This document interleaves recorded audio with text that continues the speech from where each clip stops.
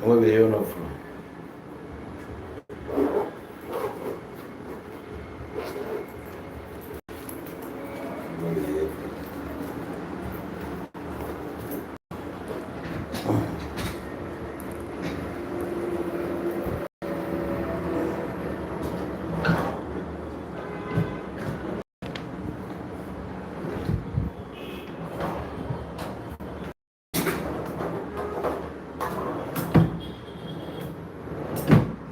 Before you were good, Jamo.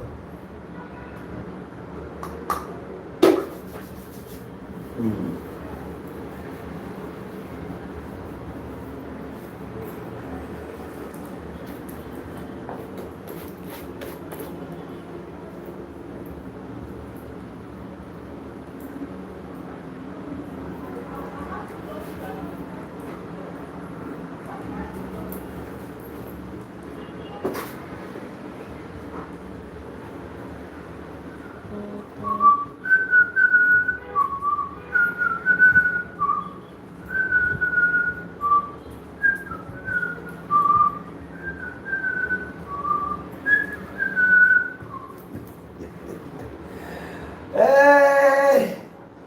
And where were you not from? It's a big flex, big flex. Me and you is a big flex, big flex. You and me is a big flex. You and me is a big flex, big flex. Me and you is a big flex, big flex. Hey! Anambra Oka. Hey! Kefeleme J White. Ekeneme Ezi. Ekeneme Sina. Ogori Yamwe. Our video drop this morning. And when they discuss P2B. I want a few things. Yeah, I mean, what they call me. No. One night walking. Chukuna Batalia. You tell me? Chukuna Batalia. Chukuna na side. Chukuna na side. Ane makalaki ya moji yabo na odikazi perfect. You tell me? Mana chukuna ya area. Nezie. Some of your name, lifestyle, yeah, and all that. What a life yesterday. What if I get me about it? When I joined you that video, man, say.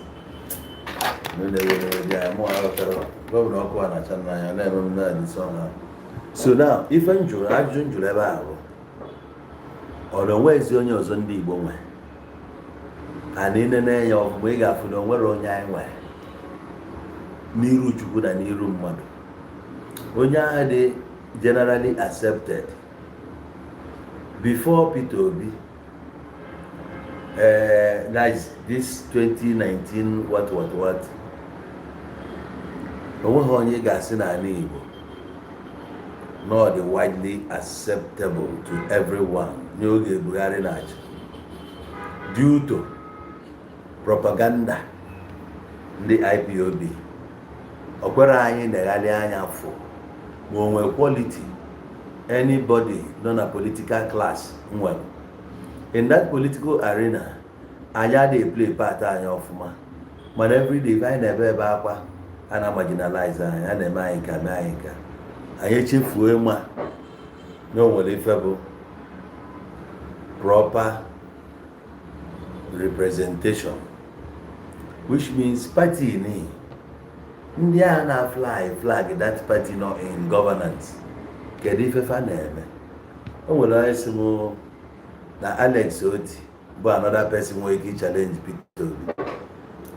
Anya dị ekwu onye nwere ike in the future, because as he stands, Alex Oti ka bụ governor of Abia State.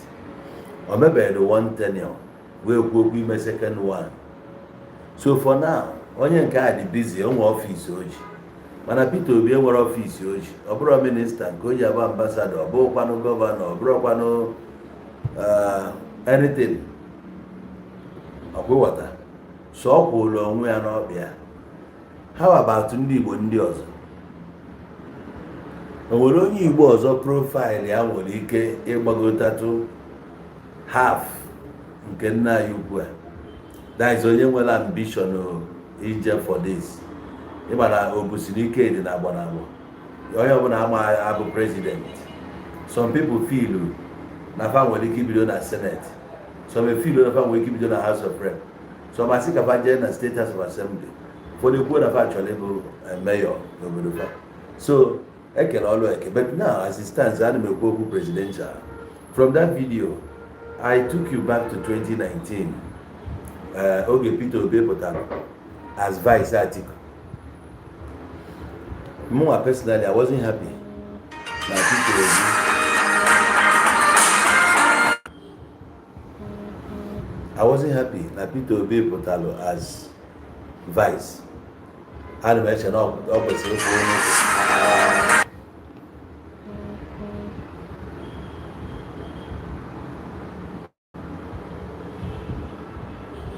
ana m efi na ọ kwesịrị ịkwụ n'ụkwụ ya. But in a way, inekwa ya anya, ada akwụla ọtọ dị naanị.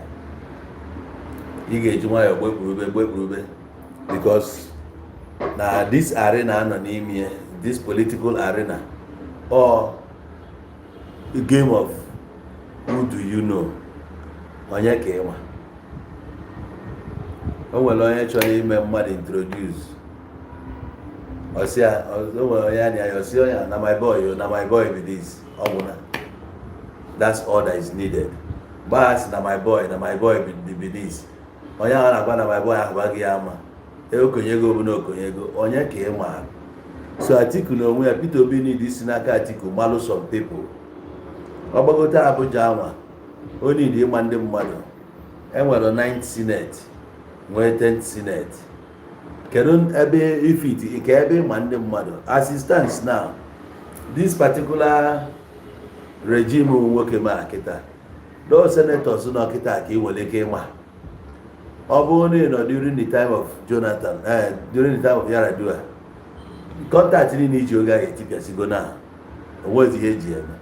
Ịnọ na time Jonathan, contact niile iji oge ahụ o tipịago. Contact n'ebe bụ nke Tinubu a na the whole senators n'ebe a ọfa bụ ndị nwere ọnụ. Ministers nọkịta abụfa bụ ndị nwere ọnụ. So you need ịnwa current people. Iwe ka join zeto ndị ochie ni. So ya nwa need ịserve. Wee malife a na-eme ọ serve na ndị Atiku. Wee pụtasịa n'ụkwụ nke ya. Pụtakwa eme ya ka esi wee mee ya. Ya ka nji wee na-atrai ka nkọwalụ. Na-atrai ka nkọwalụ Andy Ken Okonkwo anyị ghọtalụ iwe ya. Mụnwa na onwe mbụ ebe a ka iwe m dị, mana abịakwa wee iwe na-anya efu na ị nwere ozi option idozie nke inwe. Onye na-ewe iwe webigo oke bụ onye nwere option. Na kịta sewapụ ọsọ disada ị nwere onye ọzọ ị ga-eji replace. Ọ bụrụ na o nwere ị ga-eji replace, ị chụọ dis worker ị nwe, ịlụwazi ọrụ worker. Ị na-aba mba na staff ga-apụta ọrụ n'oge. I wee were iwe ya sị ka ị chụọ ọnya. Ị chụọ ọnya kịta ma ị nwere replacement. Ị ga na-apụtazi n'oge, na-azachasị ihe, fichasị ọfịs, dozie ọrụ ahụ ọ na-alụ. Amami na ọtara. So a na-enene ịhazie onwe gị ọfụma wee banye na ide na anyị nwere na ife anyị na-ekwu obodo atị na oge ebido this democracy 1999 North South West bụ ndị produce president. So since ya ebido ruo taa enwebe president ma vice president si na South East wepụta. South East ewepụtara president ma ọ bụ South ma ọ bụ vice. Okay. Now, Southwest will go after ka South to Jecham. Southwest abakwe again. Which name normally Tinubu ekwesịghị contest. Ọ contest godo o kwesịghị rig election. Ọ bụ na onye ma ihe, ọ bụ na nwoke nwee sense. Ọ kwesịrị ịgba na efe a bụ South East ka o luru. And osi na South East pụọ na North East. Ịma na-enwere equity. Ma ọkwa na a na-eme ife equilibriumly na the country. Mana all the components enwego representation. Mana ya fraud ebe anwa. Nyanwa apụta rig eme ife niile o mee. Ọ bụrụ a huge challenge to ndị Igbo. A serious challenge. In anya ka efu ife political bigwigs enwe na Igbo ga-ekwu about it. Onwe ife emewu. Ọ dịka ya si na onwere ife anyị nwe. Ọ dịka ya si na ya nwere mmadụ. Ọ dịka ya si na ya nwere ọnụ. And inwe ọnụ a na-ekwu abụrụ na ị ga-ekwu nwokwu. Inwe ọnụ bụ na offices that matters. N'inwelu people there who can back you up, who can speak for you, who can vouch for you. Anyị nwere ya. Inene ndị wee nwere. Ọ ji ụzọ kanụ. Carry comfortable na side ya na-akọ ife ọ na-akọ. Ị na-anya ike ekwere mmadụ efosi ka o si wee dị. Ịgbago ka aba nna ya ukwu nke abara ibe. Nenesia ka a si wee nọrụsịa ngige fa and so on and so forth. Onwe onye mere ụnyara ọntụ na ọ na-anọchite nwanne ya ọgụ maọkwa ka eme nke abụọ nke ọzọ. Ọ dị ebe ahụ adịrọ. Dave Ụmahị na-achụgodu saịdị nke onidoro mmadụ ebe anyị ebe kọrọ ya akụkọ. Ọ na-agwa ya ga-abụ president. Anyị malụ kịta na echi contest ị ga-resign go n'ọfịs iji. So Ụmahị adịghị ekwu okwu ije this time around. So on the side of Ụmahị, anyị enweghị anybody there until 2039. Anyị ama ka o si wee kwado. Maka na ọ bụ na Tinubu chia ma Peter Obi chia this coming 4 years. Achịsikwara na adị negotiate. The power na-agbago north. That's why NDC ji wee zone to South East. You got to go. So all the guys established na nwanne anyị bụ Peter Obi bụ the only candidate I feel 2023. Nyanwa abụkwa the only candidate nwere reputation. You got to go. Nyanwa bụ the only candidate nwere reputation. I na-feel go again for 2027. Ige ntị onwere afọ ọzọ ị ga-anụ. Onwere party ọzọ ị ga-anụ. Also Peter Obi. Siso Peter Obi. Onwere any other name. Nya ka nji wee jụọ ajụjụ a wee na-asị. Mmadụ o kwesịrị ikporo eggs ya niile tinye ya na one basket. Olileanya ndị Igbo bụzi ebe Peter Obi nọ ka ọ dị. Ọ bụ na Peter Obi crash ya, anyị luzuo out mgbe abụ na 2039. Achọ nke anyị na-afụ the thing. Ọ bụ na Peter Obi failuo na 2027, ọzụkwa 2039. So ndị ya apụtakwa echi, iwe abụ ka nna akọwalụ ndị ga-apụtakwa ikwu okwu Biafra echi. Ka ị nwee ihe ị na-ekwu. Because of propaganda konu ji eri. Onye ọbụla ga-apụta echi sisi nye ya Biafra. Because olu oge a na ife ya na-akọ ọbụ na-marginalize ndị Igbo na Igbo produce by president. Nekwa time a na-achọ ka ndị mmadụ pụta for presidency. One na-apụta, one ka ị nwe.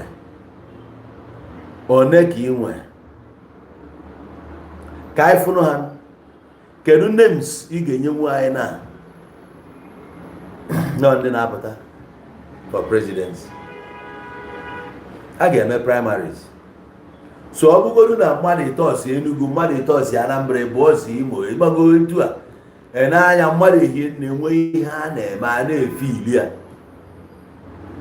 SDP onye ebe ka wepụta ka onye obodo afa wepụta. ADC ewepụtago Peter Obi as onye Igbo. PDP onye ka ewepụtara. APC ewepụtago Tinubu. Ịgbago etu a ka ndị anyị wepụtagasị. Kenneth Okonkwo apụtabugo before. Yọl Edochie apụtabugo. Amaghịzi m ebe na Yọl achọrọ ịpụta ọ maka tiketi gara ala ọnụ ka ọ gị. ka ọ maka ụmụ saga onye ji ya oke ya nwa na-etiri ọ na-etigodu Tinubu mgbu ọ na-etiri Tinubu mgbu that no ye fix Nigeria. So now nwanne m biko kedu onye anyị nwekene ife ji wee kpọọ ndị Biafra afa akpọ onwekwa organization mkpọrọ ife nkwu bụ ndị Biafra so ndị a na-ekwu okwu Biafra ka ọ nọfụkwa ya ha na-ekwu echi enyebe ọchịchị n'amị efu na onwe onye otu a enyebe anyị na-compete ebe anwa anyị anọrọ dị ya because of ihe a na-eme anyị ghọta mana ịzọba ekenyego ịzọba anyị ekenyego ọ bụ ọsịsọ ka eje na Federal House of Rep ka ị pụta as senator pụta for presidency pụta enwe oge ndị Igbo na-apụta for presidency na-elucha 5 a na-ekwu ya before Garavia enwe oge Gavia o nwesị ndị pụtacha Ojukwu pụta for presidency some time ago ọ bụrụ osisi ya pụta Atonzeribe pụta that time ebe mgbe aha Abiola na-eme ife Atonzeribe pụta Iwu Anyanwụ pụta for presidency ka esifa ndị pụtara apụta oge ahịrị nne Sylvester Ugo before bụzia running mate to Tofa Alhaji Tofa so nwere ndị na-apụta sị ga-apụta pụta mana o nwere ndị ifo ka ọ rapụ igbu echi mmadụ pụta ọ na-asị ife a na-eme ndị Igbo na ndị Igbo emetụba presidency aka si mgbe dị ona nekwa presidency ka a na-eje for kịta next year onye ka unu nwere sisọ Peter Obi ife nwaanyị jikwa anyị nwoke na-abamịtọ ọ bụ anọ na-amụ a na-agụkọ ya kama na ọ na-agọsị nke a na-anọrị ya nke a anọrị ya iyetego ọ daa aka ebe a ma ọ datara ife ọ daa aka ebe ọ ga-adata ife game a na-agba o nwere onye na-agbasịa na maachị a n'otim a ga-ewin ọ gbana n'otim a ga-ewin ọ tụgharịkwakwasịkwa ka ọ gba tiketi ọzọ na ife ọ ga-agba abụ na tim na-aba ga-enyerịrị goal ya bụ BTS both team to score ịghọtago because ọ mana ofu tiketi na ọ were gị niile wee ebe a ọwụwọ n'ọwụwọ so otikwu ya ebe oti ya ebe a ada ama so ife anyị nwa jikwa enwe ọyị nwaanyị na-abụ bụ ada ama ọ bụ na nke a nwee ka ike esi agba ọbara onye ehi mmiri ma ọ na-ehi ọbara ka anyị nwee ike ọ bụla ebe a ya dachala ada nkwụ ịghọtago ka esi eme ya so ọ bụ na ndị Igbo field ọ Peter Obi ekwesịrị inwekwa onye ọzọ ọ bụ ihe na-edivide vote oge oge eri okwumezi okwu divide vote ọ bụbeghị kịta ka anyị fugodu ife na-eme mana kịta nwere anything ifo nothing sisọ Peter Obi so ka anyị were ya na onwere any other person enwere na Igbo politically nwere ike stand Peter Obi for now. Peter Obi bụ the only credible one. Peter Obi bụ the only person ndị mmadụ dị generally acceptable to everyone. Afụla na ọ dị credible, full competence n'ime ya. We are somebody that will help us actualize our dreams. And not the burden of the entire Igbo nation on his shoulders. If we Igbo are the enormous, because no for I got to Galilee, can establish and I won't care. So when if I remember I won't care that boy politically, nyawa. Man, I better defend you also.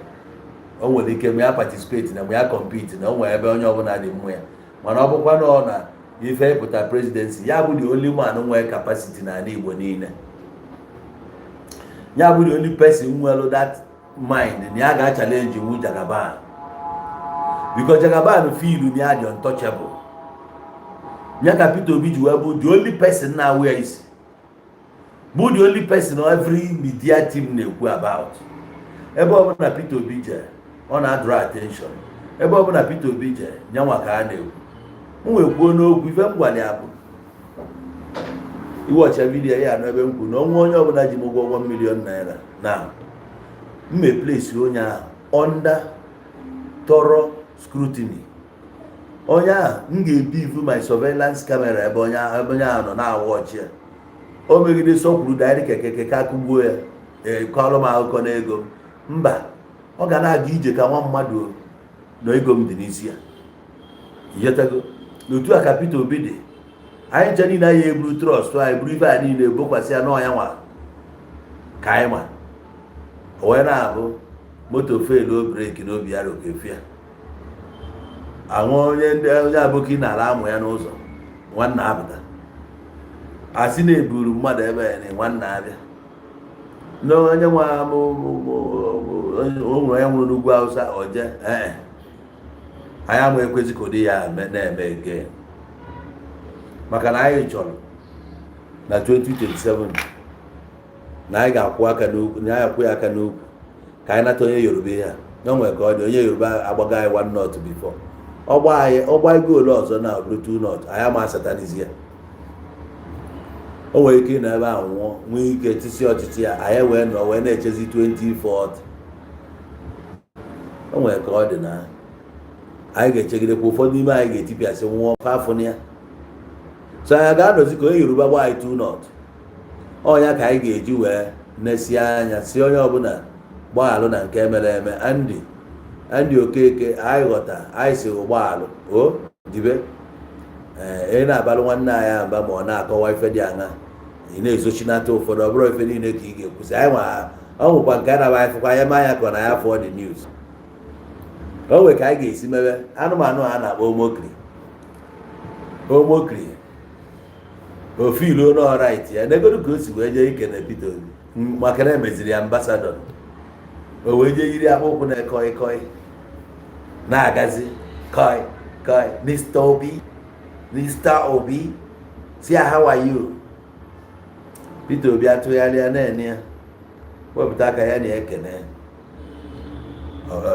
o were aka na-emetụ Peter Obi unto like my boy how are you magode ya na-ene ya si ya na ụta adụrụ ọlụgụ na ụta adụrụ ọlụgụ ụna nọ n'airport a ụmamife m ga-agwa ya ọ bụ na m nọ n'airport around that place Peter Obi nọ ama ife m ga-agwa omokri mana ụta adịrị ọlụ ya ofi n'ọbanyego mana ebe ọ jee kịta ọ gbara anyị nwere ike ịfịa nọ ọ na-atrai ka o biudo briji ọ na-atrai ka ya biudo bridges because na ọ marọ ma Peter Obi oge win ma Tinubu oge win ọ ife akpata na some people rich men kafasi asọpọtụ politicians bụ ebunye onye ego amarọ onye ga-emaji winner ọ bụla onye apụtala ze winner ego ya na ya n'isi ọ bụla onye apụta ego ya na ya n'isi ọ ife Reno mere ebe ahụ ka ọ jee kene ya ka ọ bụkwa na obi dị ya mma ebe ọ nọ mana anyị mana ọ laikụrụ Peter Obi atọ adịghị Peter Obi ka o ji wee climb ọ nọ ebe ọ nọ today wụta Peter Obi ọ kaadị nọ dị ya ọ propaganda niile o gburu ebu rọbish niile ọ kọrọ ba Peter Obi ya ka Tinubu ji wee decide ya ka ya compensate ya wee nye ya this ambassadorial post ọ wee were ya today ọ fụzie Mr. Obi ọ na-agazi ka achawo kpọị jee ebe a jee mesi onye ala ya naba Peter Obi ya kụọ ya anya kụpụrụ ya. So ọ ya ka m ji asị ya ndị o nwere ife bụ na o nwere ka anyị esi chiri nwanne anyị ata na moral ya daa. So anyị ga-atrai ka anyị boost moral ya maka na ya enwe ezi ọzọ ọ bụrụ na anyị nwere ọzọ anyị akwadobe nke a onye nke eje na mbọ wọkụrọl ya because onye ọbụla maara ebe nwanne ya si nwe fault.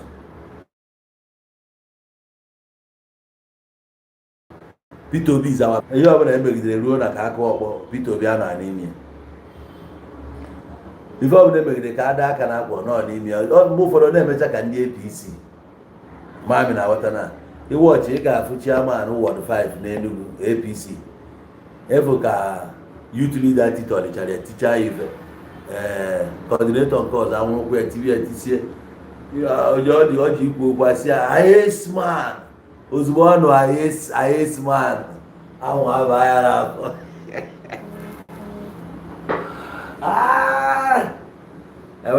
ewe dọkasịcha ya akwa o wee nwapụta si n'ọbụ ime flens ihe o si n'ọbụ flens kọmfe ihe o si n'ọbụ ime na onye atibere onye etie ya eticha na nwoke na-apụta na-akụ nwoke ibi esi tie ife na onye eticha ya olugharị onye nke etiwekwu ya etisi ya si ayesman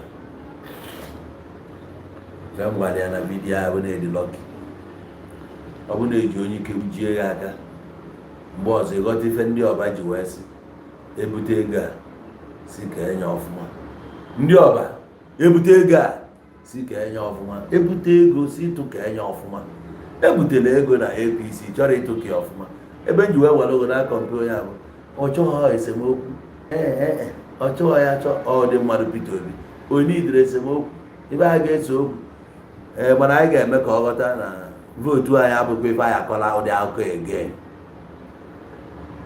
mba anyị pụtara last time n'ụzọ ndị Yoruba ọgụ o nwere ndị nwụrụ n'ije ahụ ka o nwere ndị gburu egbu n'ije ahụ nwee ndị bụ wund emerụcha ndị mmadụ arụ elekshọn a fụba emebe ụdị elekshọn a na Nigeria before a na-ekwu na 1993 bụ the most peaceful whatever no free and fairest election eme Nigeria according to ife enwe mgbe ahụ the only time enwego election was 1979 in our water 79 and 83 Buhari abịa chụpụ chagharị banye dia. So many people have witnessed there. Even though I was there, polling unit in Kedinson and Kai, I went there with my uncle. After in case we went to election. Oga mother na Nigeria. Population Nigeria na. I don't na Nigeria much then. I can wear discipline. Yotago.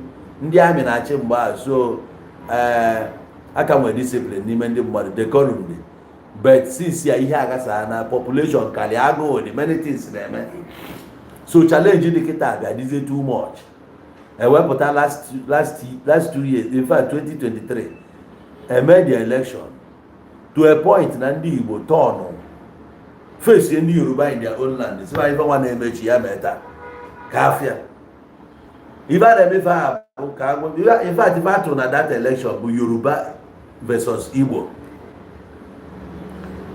yotago ndị Hausa nọrọ na the game the ọchịchị nọ na South so a na-enezi between the Southerners ọ bụrụ na ife field bụ South East and South West fanọlụ n'ụsọ na-awọchi anyị wee sị mba na ya ma nọ ka ndị Yoruba nara anyị ọrụ a ebido n'ọfa bụ ndị izi testlian n'ọtọ na anyị ya motivate onye ọbụla ịpụta many people spend the ego people pụtara n'uju many thing ọbụla a ga-eme to see na nwanne anyị balụ di ya ebe si go ife niile eme gụọ ọnụ gụọ egwu niile ya 71 Obi 70 ihe niile eme eluzie to the time nwanne anyị bụ Peter Obi ga-ati nke ya anyị dị ready anyị position go na-echezi ka edikliazie na ya abanye ego ọzọ ya ka o si wee dị ife ọzọ nwanne achọ bụ ka ejebe na court one ndị court ifu na ọ nọ under control of APC ife a ka Jonathan jeje play n'aka ndị a jee welo jega jee mee INEC chairman ebe ka a na-eme ụdị ife Nigeria eluba that level anyị eluba that level mgbe America dịgoro 60 years America adịghị nwere etu anyị si eme iyotago but ọ dịgo ka o si wee dị nwanne m Peter Obi anyị ga-eji nwaanyị na-achị ọgụ nwaanyị nọbirikwado anya pin ebe anyị mere anyị nwe observation anyị agwa ya point of observation iyotago kọwalịa Andy Okeke gị nwa ka m na-agwa anyị na-achị ọkụ were nwayọ o megide obi akụọ ya njirido anyị ga-eluzukwa ọrụ a and I am like I lose out. But I lose out this coming election. The consequences, but I got on 2039 before I then another shot. And who will be that man again? Will again why that chance? Can guarantee no you will get clean to Kuyamba. I will fear that Nandi are serious because no help that. After election now, see what the one of money are. For one night repeat and actually a repeat of 2023. But I am gonna cast in the public. Since about came with problem. eye for eye, tooth for tooth, all the principle in the election. Onye kwụọ gị kwụwara ya, onye buru ballot box buru nke gị, agbakpọ m n'elu gbakpọ m n'elu nke gị, na aga eti ihu na nga ọ bụ na ịdị arị dị nje nga ịma na ya fụkwa votu anya ị ga-eseki ọta nwunye ọ ga-ana anyị n'iyi. Nke mere ya emegosigo na judiciary fail. Judiciary bụ rubber stamp. Judiciary na under the control of APC government. Ha dị incapacitated. Ọ bụrụ ndị ị ga-trust now. Ị ga-ewelu nke mere eme malụ ife ikwute na court, malụ ife imete. So nwere ife ọbụla ị nwere itinye in place to guarantee us na nke a na-abịa abịa na ị ga-eme better than ime before. That is where we are looking at. Ọ bụrụ on our part. We know who to vote for. And then onye ọbụla na-ewetala anyị inducement ọ bụrụ problem. Come with whatever. Maybe neta anyị when if ọbụla iji neta anyị bịa. Our houses, our gates are open for you. Come. Bịa ka anyị na-ahụ n'ọgharịa. Onwe ihe iji bịa weta ya. Who's that? Ka ebe mee? Ewetala ọkụ. Gbanyegoro m ọkụ a, gbanyegoro ya na ọ dị too much. Where are you? Gbanyụọ m ọkụ a. Gbanyụọ ya. Ọkụ ị na-aghọta. So onwere ihe anyị na-afụ na-egosi anyị except nwanna o change go na anyị chọrọ ka o change. Ọ dị n'Igbo ya dị n'olu. Ka manage another pattern wee pụta ya bụ na the same thing. This NDC anyị mana more people ga-abanye di ya ka anyị nwee ọnụ ka o nwee ndị ga-eme ebe hua nwee ndị ga-anọ afụ faces ama so that anyị amagharịla kwa na akwa nkwa nso ọsọkwa na-emekwa nkwasị ya o nwekwa nke eji aka. They can use that person to destabilize nwanne anyị nwoke at any time. Enwe otu ị na-ene ha anya politics onwe onye a na-trust. Ị na-anụ ya nna gwa gị politics onwere onye a na-trust. Kwankwanso ahụ nwere ike ego bie enye after all Nonè na ka ọ bụ. Enwe ụdị ego Tinubu ga-ebu ya kịta na oti trouble na this place na a na-azọ ife nwere isi jebe court ka akpasa onye ahụ anya a na-eme. So nwanna nwere ike ọma like ịfa ya mana nwanna akịta abụzi the leader, national leader of NDC. Ka iwe ghọta ife bụ na okwu pụtaba kịta na o distract bịa because a ga-eme expect ka ọ reconcile the same way si eme expect ka o dozie okwu dị na Labour Party. A na-edozi ya na-agasa ọfụdat na ya abụghị oge emenwu ọwalụ nwayọ kwuo. So nke akwa na-enwekwe guarantee na this party ama aghasa echi. Enwere any guarantee. Ya ka nji ajụ mmadụ one nwere ike ịkwụ nwanna a n'ukwu. Kedu ndị anyị nwere bụ ọnụ na-ekwu ekwu? Kedu ndị nwere ike ịnọ na-agwa Tinubu okwu? Etu anyị nwere mmadụ dịka Kenneth Okonkwo as a strong spokesman enwe. Ọ na-appoint ife aka na-expose gasị some certain things. One ka anyị nwere ya. How many do we have? One ka anyị nwere. Anyị nwere such politicians. One ka fadị. Where are they? Ifo na anyị nwere ya. Anyị nwere politicians dị eloquent like Kenneth Okonkwo. If anyị na-ebe ofu ka anyị na-enwe ya. A competent candidate for presidential election, Peter Obi. An eloquent politician who can speak on behalf of ndị Igbo. Also Kenneth Okonkwo. Kezi ndị ọzọ. Where are the rest? If you go anytime they are saying na politically na ya nọrọ dia ka ịghọta ya. Aya nọrọ ya. If I know be class, nothing more. You know, na point out if you know where ya. olugo oge a ga-enwe active politicians n'ala Igbo. Maazị Eze ọ na-apụta represent ndị Igbo etiti na Federal House of Rep. Ihe ọma, how old is he? He's a young man. O mee na travel. Ọ ma ihe ndị mmadụ ndị be ha need. Ọ ma ihe ha need. Ọ ma how to deliver. Such people be fine need at this stage. Let them come out. Ndị nwe ife a na-akọ. Ndị dị ready to challenge ndị a na mgbago ebe ni. Ọ bụ ha pụta na house onye ọbụla na-eko kosa ebegidekwuru ndị Igbo be anyị esoro yibe akwa ndị Hausa. Yiri nke gị na ije kwechiri ebe a na-aba anyị na-aba mba afụ ebube afụ na onye Igbo kwụ n'ọgbọ na-ekwu okwu. Anyị na-ekwu okwu onye ekwu okwu ime ya you don't talk when I'm talking. Ịmụtara onwe ya mụtara n'aka Nnamdi Kanu. My friend, shut up when I'm talking, you don't talk. Ịnụrụ ya. Ọ ife eji ama onye Igbo. Ịma na onye abụ agụ ya ka anyị si gị na-enwe Lion of Tribe of Judah. Oge ọ na-adịrọ necessary flex muzzle ọ bụrụ Lamb of God. Nwa atụrụ egwu. Ịghọtago? Anyị nwere ọsọ all these qualities. Anyị nwere ya. Ọ dịrọ na ala Igbo niile we don't get up. Akwifugi ya anyị nwere ya. So whenever I am argument, on this basis, we cannot argue it. With anybody.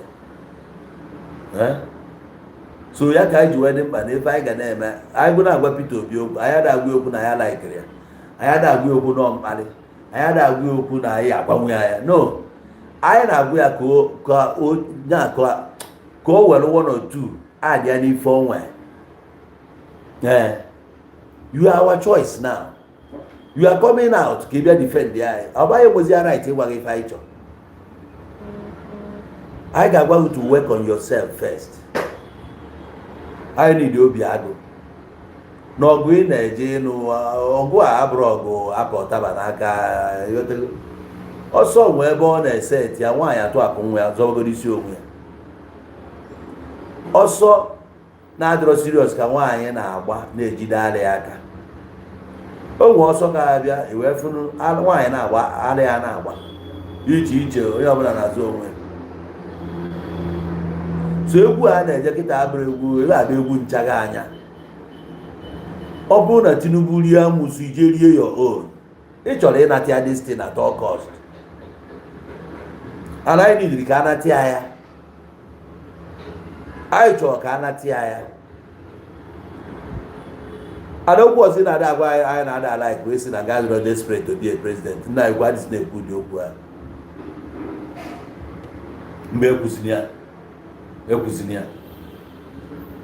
It is desperate careful the country working. On your name worker. Who? Obviously in Africa, every day desperate. Any shot how many times? 2019 they tried on a presidency. 2023 they tried. Now you see they draw desperate. Came up desperate. I already draw desperate now.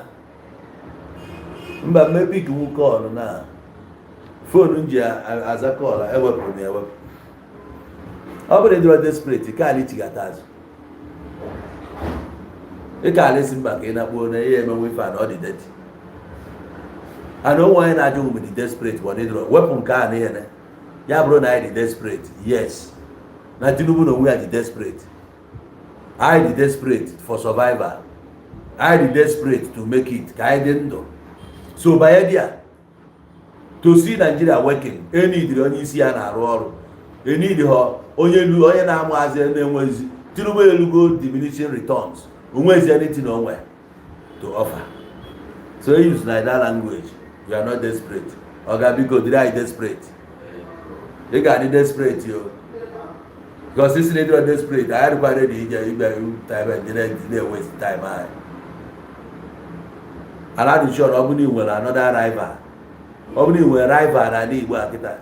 He had a good queen. Oh, well, one or two magic king and emena. Oh, he did full strategy on yard. You wake a boost to go your own. Man, so you know, if you feel comfortable. wee na-ekwu atrice kwuru dị okwu again na ịdọrọ desperate ekwuzina ya ka anyị wee wepụta obi ọcha anyị nye vootu anyị chi nye anyị ga na-eme anyị ashua na vootu anyị dị secured na onwere ihe na-eme no mata ihe ndị onye tụrụ ha try ya na they cannot decode ị na-enye anyị ụdị assurance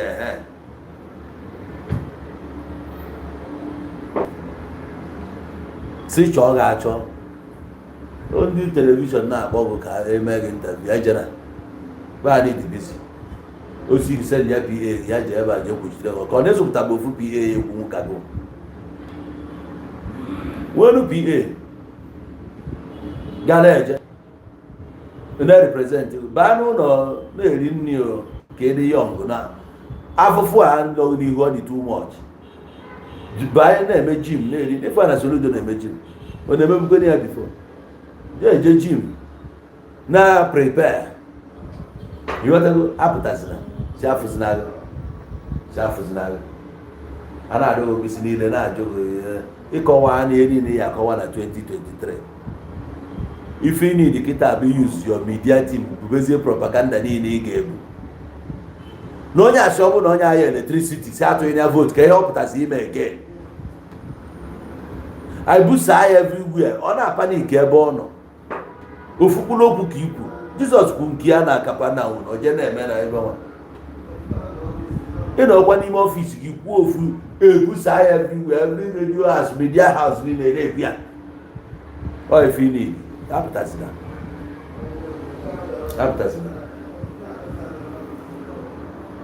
ọ bụrụ ife nsị ka m kwuo daalụ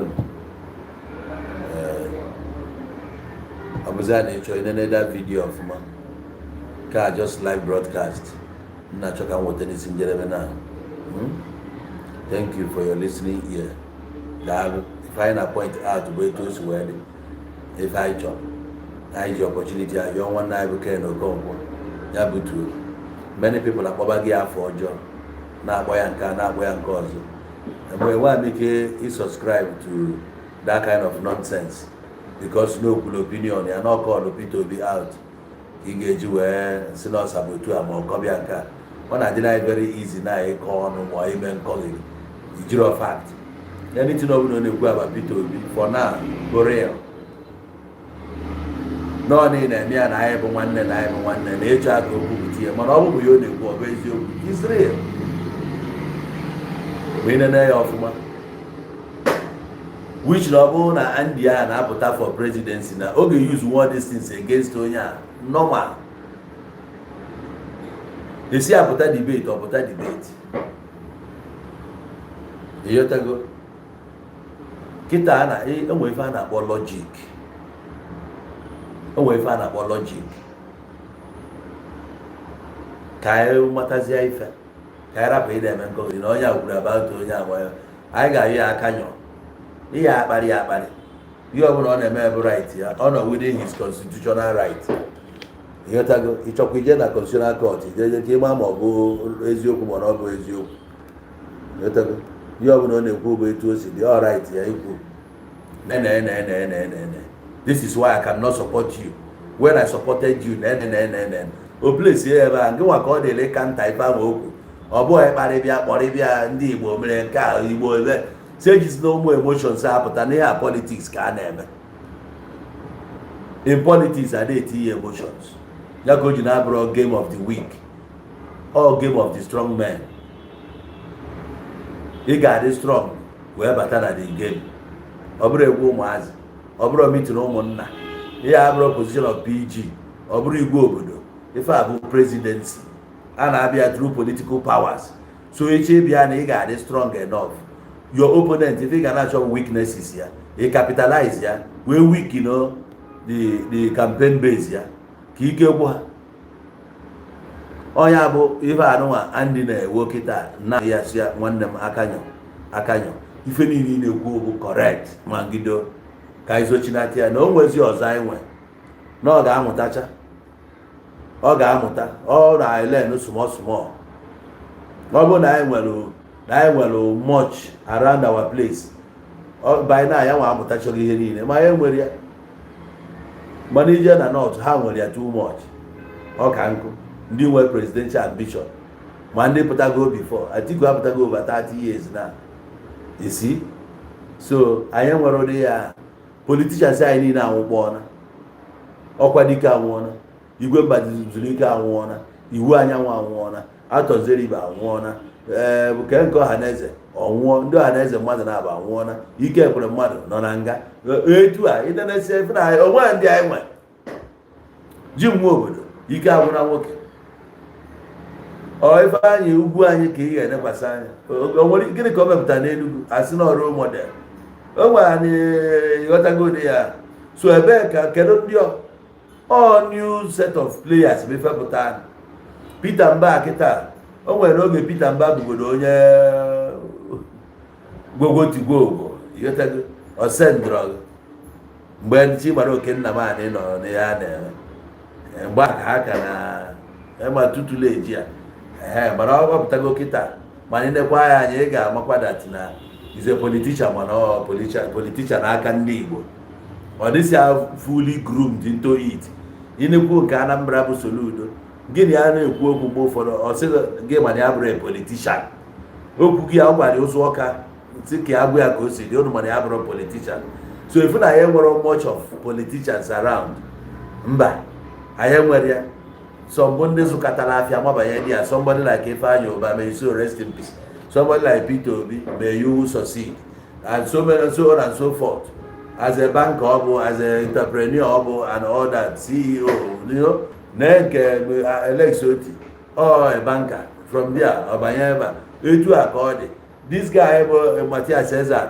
ọbanye echi na onye aka ọrụ ka ọ bụ ọ na-akọ protipanel so most of ya ọ bụ politician ma ọ pụta kịta atụghịrị ọbanye nwa ifuru bụ gọvanọ ndị Ebonyi steeti nke ahụ dị ka politician onye makwanya in politics ọ just know nwere godfather were ya tidia etu a ka ọ dịgasị ebe ndị ọzọ nna anyị ukwu bụ gọvanọ ndị Imo steeti sinetọ ịmazin anyị nwekwa foto ya mgbe ọ bụ driver somebody mgbe a gịnị ka a na-alụkwa oge a what was his business ịwọchi efesa na ndị Igbo basịba father well groomed from beginning etu e nwere nwee ọhaneze youth wing ifu na ndị a si na youth wing a ga-emesịa grow mature ọbazie na ọhaneze proper na etu a ka ọ kwesịrị na politics kedu pati dị kịta nwere youth wing asị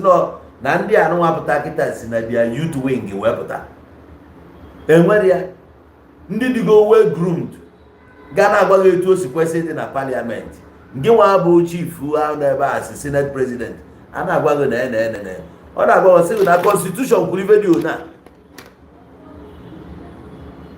most of ndị a mara all those things they cannot quote elu ebe a nọlụ uri ọgụ na-eri ha ihe ọbụla ekwutere ka ebite ego a ga-eme railway line ga-esi Port Harcourt na Ugwu Hausa Court Igbo House nke ga-esi Lagos naba Ugwu Hausa Court Igbo House nke ga-esi ebe a naba Port Harcourt nekwa Lagos Calabar Coastal Highway Harcourt bụkwa ndị Igbo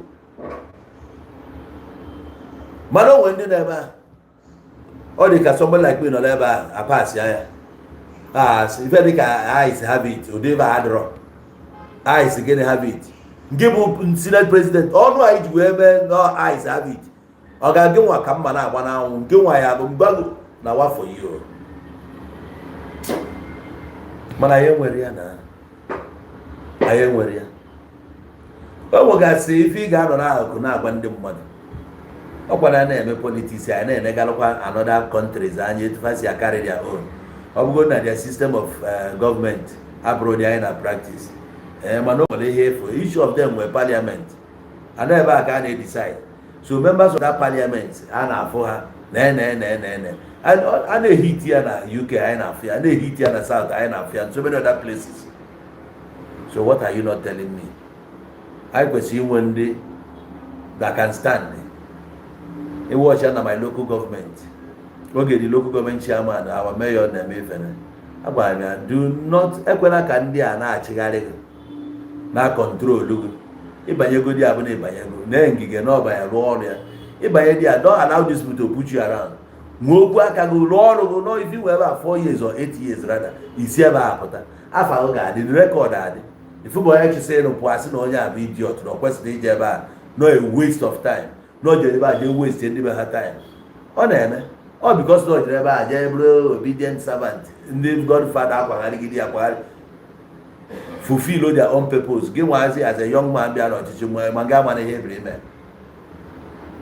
So I need ndị dị well groomed, ndị dị goal exposed, ndị fuletu esi eme ya n'obodo oyibo, nwalefe people need here, nwalefe anyị na-enwero in our places. You have to be somebody si na grassroots wee pụta, nwalefe a na-ekwu within your place. Ọ bụrụ onye tolu na Abuja ọbịa ọ na-represent obodo ya. For what na? Gịnị ka ịma about your people? So these are the things in the Alkai touch aka today. And the more I na-aga n'iru, anyị ga na-emetụkwa many things aka. So that by and by, one day I can have gas ebe on a fly over now.